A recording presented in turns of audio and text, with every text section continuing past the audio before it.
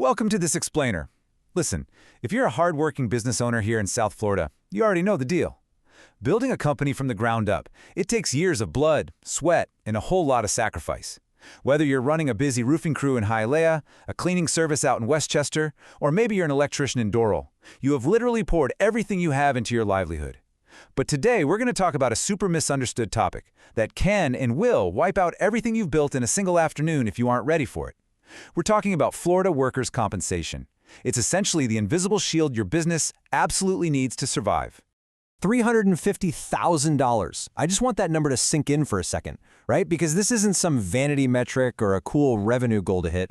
No, this is the devastating, real-world, out-of-pocket medical cost you could personally face if just one person falls from a ladder on your job site today and you don't have the proper coverage. For most family-owned businesses, a hit like that is enough to bankrupt you instantly. It's game over. But hey, don't let the heavy legal jargon scare you off. We're going to break this whole thing down into 5 super simple steps. The rules, some real local scenarios, the true costs and coverage, 5 costly misconceptions, and finally, why local expertise actually matters. Okay, let's dive into this. Section 1, the rules. So, the state of Florida draws a really massive line in the sand between construction and non-construction businesses. If you're in the construction industry, coverage is mandatory the absolute second you hire even one employee. Literally just one. Now, for non-construction businesses, so think of your local restaurants, retail shops, cleaning services, coverage becomes mandatory the moment you hit 4 employees. And I really want to stress this point. Missing this trigger isn't just a tiny paperwork error. It's a complete legal landmine. If someone gets hurt and you've crossed those thresholds without a policy, you've got zero legal shield. None. Moving on to Section 2, local scenarios. Let's look at some real South Florida risks. Picture this. We've got a Cuban-American family that's been running a super successful roofing company out of Hialeah for 11 years now. The dad holds the license, his sons are working hard on the crew. Well, after a wildly busy hurricane season, they just need some extra hands, right? So they hire a subcontractor. It's a cousin who promises them, yeah, I've got my own coverage, but they don't actually verify it. Fast forward to a re-roofing job in Hialeah Gardens, and that subcontractor falls from a ladder and suffers a fractured vertebra.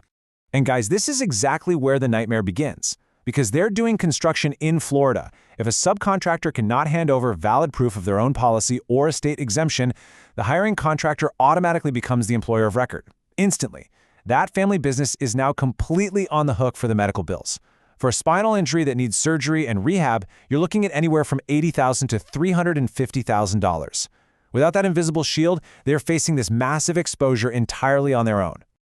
Okay, scenario 2. Think about a woman who steadily built up a residential cleaning service in Westchester over the last 6 years. Started out totally solo, eventually brought in her sister, and just recently hired 2 neighbors. She just hit that magic number, 4 employees. Under Florida law, her non-construction business now legally requires workers' comp coverage. But, she just hasn't gotten around to buying the policy yet.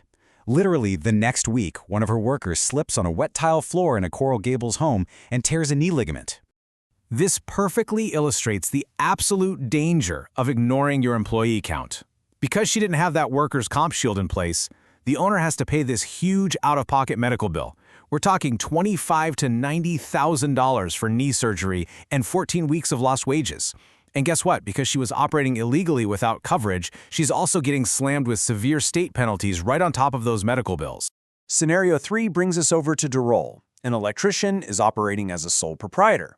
He's a smart guy, so he formally filed a valid construction exemption with the state, which legally removes him from the employee count. Perfect. So he bids on this really lucrative commercial project in Sweetwater.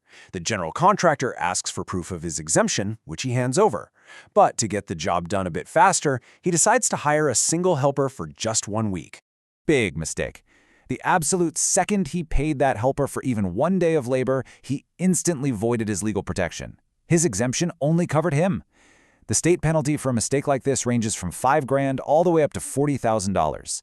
And honestly, to make matters even worse, an exposed subcontractor kills a commercial contract completely. So he loses the job, loses the revenue, and gets hit with massive fines. Total disaster. So the absolutely crucial point here is this. Ignoring the rules triggers the state's most aggressive weapon, the stop work order, or the Orden de Cese de Operaciones. Down here in South Florida, this is a terrifying reality. It is exactly what it sounds like. It's an immediate state shutdown of your job site or even your entire business. It completely stops your cash flow instantly. And the penalty? They charge you 2 times whatever your premium would have been for the entire time you were operating without coverage. Section 3. Costs and Coverage. Let's look at the actual mechanics of the policy. Now, what's really interesting about this slide is how understanding these key bilingual terms actually prevents real-world disasters. In South Florida, business happens in 2 languages. If correspondence arrives from the state talking about a payroll audit or class codes, and the business owner primarily speaks Spanish, crucial deadlines just slip through the cracks. Knowing that your nomina directly dictates your premium, or that your Exención has to be filed correctly, is step 1 to staying compliant and keeping your costs down. So what's actually under the hood of this policy? Well, Florida workers' comp is a no-fault system. It pays for all the necessary medical treatment for an injured worker, a chunk of their lost wages while they're recovering, and even things like vocational rehabilitation or death benefits. But listen, for you as the employer, the absolute most vital benefit is the liability shield. It legally protects you from direct, ruinous lawsuits over those workplace injuries. The system quickly gets money to the injured worker, so you don't end up losing your whole business in court. But it's equally important to know what the shield does not cover. Standard commuting injuries, like just driving to and from work, usually not covered. If the worker was intoxicated or high on the job, not covered. It definitely excludes intentional self-inflicted injuries, and very importantly, it does not cover independent contractors who have properly filed and maintained their own valid exemptions, because legally, they just aren't your employees. Now, when we talk about the costs of that shield, they don't just pull premiums out of thin air. Your costs get pushed up by high-risk class codes, think roofing or structural steelwork. Same goes for using uninsured subcontractors, because their payroll literally gets added to yours during an audit.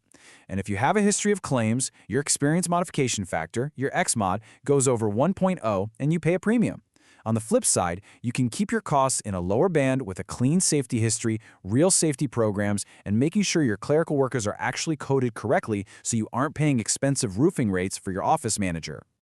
All right, Section 4, Misconceptions. Let's bust some costly myths. Myth number 1, I'm the owner, so I'm automatically exempt. No way. In Florida construction, you have to actively file a formal exemption with the state, period. Myth number 2 is assuming your subcontractors always maintain their own coverage. You are only protected if you actually collect and verify their certificates of insurance before any work begins. Because if their policy lapses right in the middle of a project, you're the one footing the bill at the end of the year. Myth 3 is thinking class codes are just random administrative labels.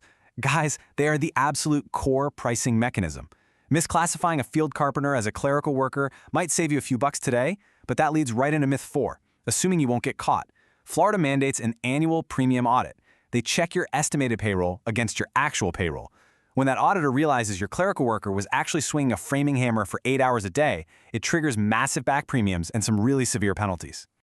And then we have myth 5. This is probably the most common trap of all, assuming your filed construction exemption lasts forever. Actually, scratch that, it's a huge heartbreaker for lots of folks. The reality is that Florida construction exemptions legally expire every 2 years. If you just let it lapse, poof, you're suddenly back in the employee count. A lapsed exemption means a general contractor will kick you off a commercial job site immediately. It basically freezes your income until you sort out the paperwork. And finally, Section 5. Why local expertise matters. Look, the ultimate solution to this crazy regulatory maze is realizing you just shouldn't navigate it alone. This is where Better World Insurance steps in as the perfect guide. They are family-owned, bilingual, independent agency right here in Miami on West Flagler Street.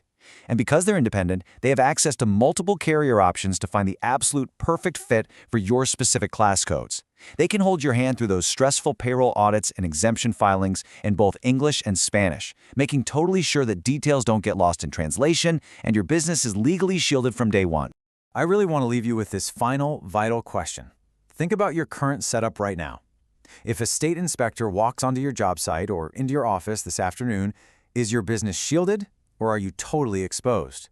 Don't leave everything you've worked so incredibly hard to build up to chance. Check your exemptions, verify your employee counts, and get the right shield in place today.